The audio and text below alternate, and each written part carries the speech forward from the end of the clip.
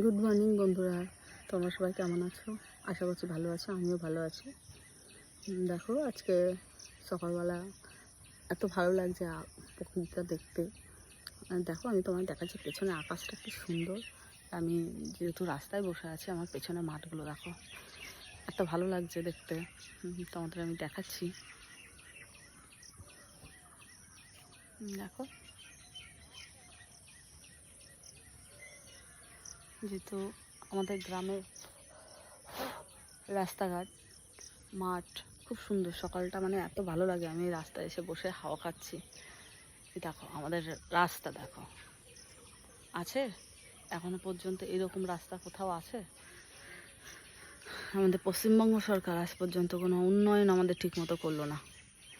চারিদিকে রাস্তাঘাট, যেগুলোর প্রয়োজন সে প্রয়োজনীয় জিনিসগুলো কেউ দেখে না। ভোটের সময় ভোট সবাই নিতে আসে, কাজের বেলা কাজ কেউ করে না।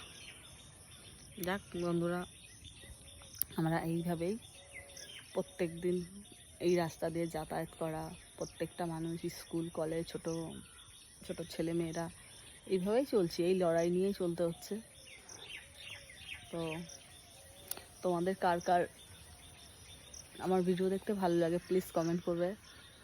আর কাদের কাদের এরকম গ্রামের এরকম অবস্থা আছে, যাদের রাস্তাঘাট কোনো কিছু ঠিকঠাক নেই, প্লিজ তোমরা পারলে শেয়ার করো নিজেদের পরিস্থিতিগুলো।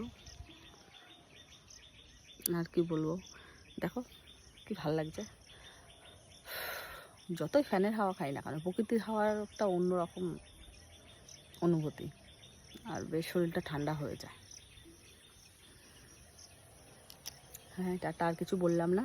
সবাই ভালো থেকো, সুস্থ থেকো।